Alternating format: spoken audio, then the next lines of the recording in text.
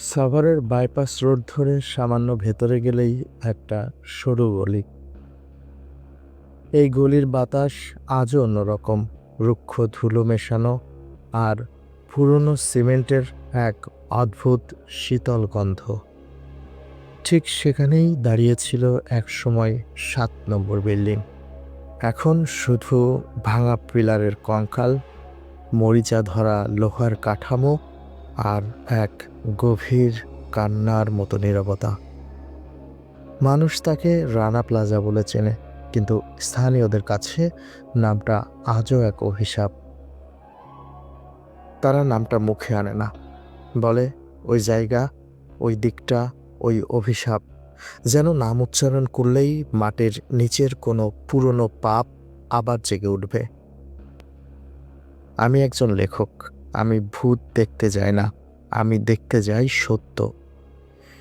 আর সেই সত্য আমি প্রথম উপলব্ধি করি ২০২৩ সালের মার্চের এক বিকেলে। বিকেল তখন ফুরিয়ে আসছে, আকাশ জুড়ে লালচে কমলা আলো, যা ভাঙা রডগুলোর উপর পড়তেই মনে হচ্ছিল রক্ত জমে আছে। কৌতূহলেই গিয়েছিলাম, খবর করার জন্য নয়। পাশেই ছোট্ট একটা চায়ের দোকান চালান আব্দুল করিম চাচা। তার বয়স ৭০-এর কাছাকাছি। চোখের কোণে জমে আছে বহু বছরের ঘুমহীন রাত আর দুঃখের ছাপ। আমি চায়ের কাপ হাতে নিয়ে ভাঙা বিল্ডিংটার দিকে তাকিয়ে জিজ্ঞেস করলাম, চাচা, এই বিল্ডিংয়ে এখনো কেউ আসে? চাচা চায়ে চুমুক দিয়ে চোখ দুটো ছোট করে বললেন, মানুষ আসে না বাবা, মানুষ তো আর সাহস করে না, তবে শব্দ আসে। আমি ভ্রু কুঁচকালাম। শব্দ? কিসের শব্দ চাচা?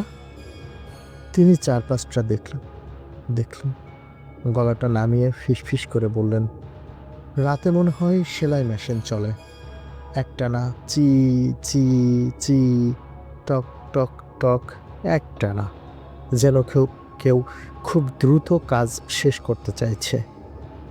আমি হেসে ফেললাম, হয়তো পাশের কোনো ফ্যাক্টরির আওয়াজ হবে। চাচা মাথা নাড়ালেন, এবার আরও জোরালোভাবে। তার চোখ এক জেদে ভরা ছিল।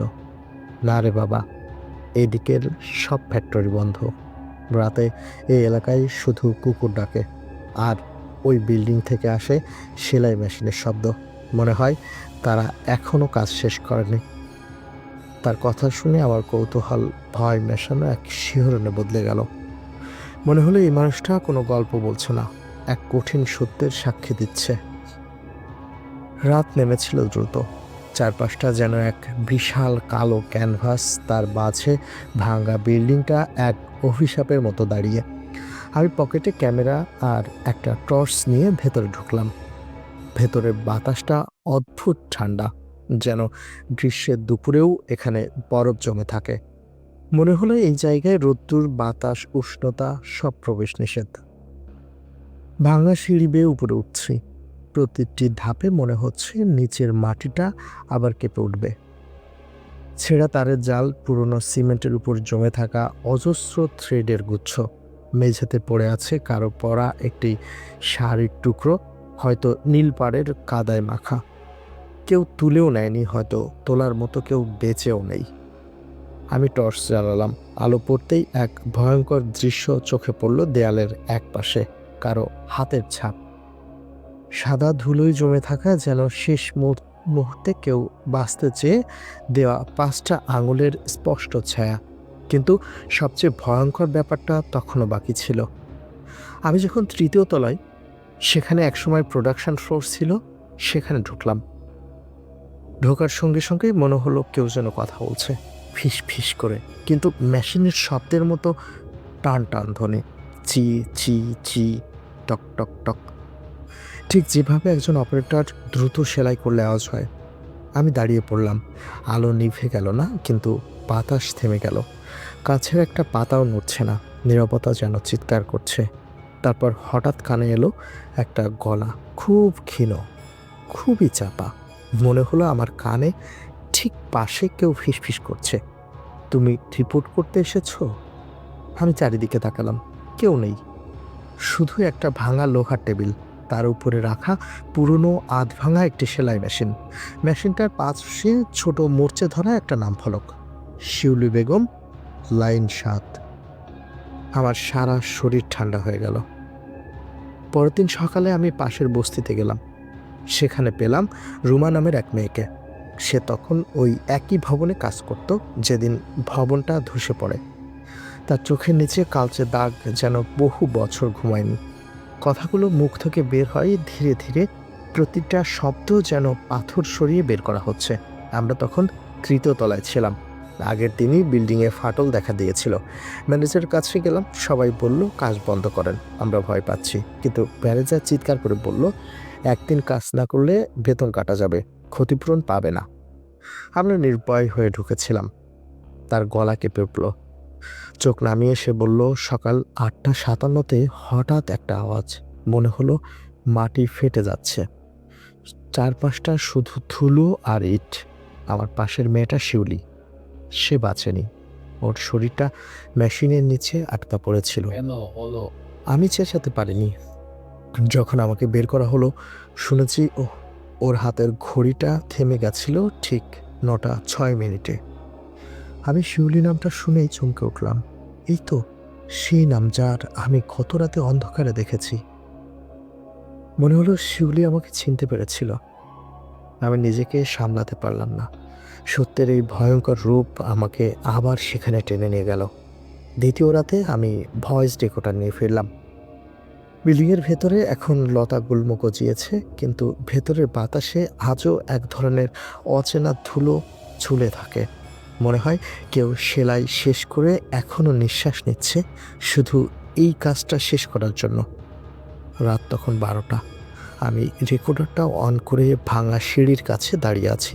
রেকর্ডারে আওয়াজ এলো, প্রথমে ক্ষীণ, তারপর স্পষ্ট হলো, চি চি চি, টক টক টক। ঠিক যেমনটা চাচা করিম বলেছিলেন। মেশিনের একটানা শব্দ, তারপর এক নারী কণ্ঠ খুব ধীরে, যেন ফিসফিস করে কাঁপছে, আমরা এখনো কাজ করছি। আমার হাত কাঁপতে শুরু করলো। আমি টর্চ ফেললাম। আলোর নিচে কেউ নেই, শুধু বাতাসের মধ্যে ছেঁড়া কাপড়ের টুকরোগুলো উঠছে। মনে হচ্ছে কেউ সেলাই করছে, যদিও মেশিনে কেউ নেই। আরেকটা চাপা আওয়াজ এলো, যেন খুব ক্লান্ত, কিন্তু নির্দেশ দিচ্ছে, লাইন বন্ধ করো না, পিস শেষ হয়নি। আমার মনে হলো শুধু একটা পিস, একটা শার্ট বা একটা প্যান্ট শেষ করার জন্য ওরা চিরকাল এখানে আটকে আছে। আমি দৌড়ে বাইরে এলাম। পেছনে ফিরে দেখলাম তৃতীয় তলার একটা ভাঙা জানালায় লালচে আলো, ঠিক যেমনটা চলতো মেশিনের সিগন্যাল লাইটে যখন কাজ শেষ করার শেষ চেষ্টা চলতো। কিন্তু বিল্ডিংয়ে কোনো বিদ্যুৎ নেই। এক সপ্তাহ পর আমি শহরে ফিরে এলাম। ভয়েস রেকর্ডটা শুনলাম। সাউন্ড ইঞ্জিনিয়ার আমার বন্ধু, তার কাছে নিয়ে গেলাম। সে বিশ্লেষণ করে হতবাক। সে বলল, এটা শুধু মেশিনের শব্দ নয়, একটা অনিয়মিত হার্টবিট ফ্রিকোয়েন্সি, মানুষের হৃদস্পন্দন, যা খুব দ্রুত চলছে, যেন কেউ ভয় পেয়ে খুব জোরে শ্বাস নিচ্ছে। কিন্তু এর উৎস, সেটা বোঝা যায়নি। মানুষের গলা আর মেশিনের শব্দ মিলেমিশে একটা অদ্ভুত সুর তৈরি করছে। আমি হাসলাম না। আমি জানতাম এটা কোনো গ্যাস বা অপদেবতা নয়। আমি জানতাম হয়তো ওরা সত্যি এখনো কাজ করছে, আমাদের মতোই, ঠিক সময় মতো শেষ না হওয়া পিসটা শেষ করতে চায়। তারা জানে কাজ শেষ না হলে বেতন কাটা যাবে। সেই ভয় আজও তাদের তাড়িয়ে নিয়ে বেড়ায়। আজ সেখানে একটা নতুন গার্মেন্টস ভবন তৈরি হচ্ছে। সাদা রং চকচকে, কাচের জানালা, আধুনিক সেফটি লক। কিন্তু স্থানীয় শ্রমিকরা বলে প্রতি বছর 24 এপ্রিলের রাতে লাইট বন্ধ হলে একটা বিশেষ ঘরে সেলাই মেশিন নাকি নিজে থেকেই চলতে শুরু করে। ওরা কাজ থামায় না, ওরা কেবল ফিরে আসে নিজের অসম্পূর্ণ কাপড়ের খোঁজে। আমার বিদায় নেওয়ার সময় চাচা করিম আবার আমার হাত ধরলেন। তিনি খুব শান্ত গলায় বললেন, তুমি কি কখনো ভেবেছো বাবা, যে জায়গায় শত শত মানুষ শেষ নিঃশ্বাস ফেলেছিল, সেই একই মাটির উপর নতুন কারখানার মেশিনে প্রথম কাপড়টা কে সেলাই করে? আমি উত্তর দিতে পারিনি। শুধু দেখলাম সন্ধ্যার আলোয় ৭ নম্বর বিল্ডিংয়ের ভাঙা কাঁচে সূর্যের শেষ রশ্মি পড়েছে। এক মুহূর্তের জন্য মনে হলো ভেতরে কেউ বসে আছে। শিউলি বেগম সেলাই করছে আর নরম গলায় গুনগুন করছে, যেন নিজের পুরনো স্বপ্নগুলো সেলাই করে জুড়তে চাইছে। আর সেই স্বপ্নের গানের তালে আমি শুনলাম মেশিনের একটানা শব্দ, যা কখনো থেমে থাকে না। চি চি চি, টক টক টক টক। তুমি কি জানো, সাভারের ৭ নম্বর বিল্ডিং আজও রাতের বেলা নিস্তব্ধ থাকে না। হয়তো ওরা এখনও শেষ না হওয়া পিসটা সেলাই করছে, কারণ তাদের বেতন কাটা যাবে।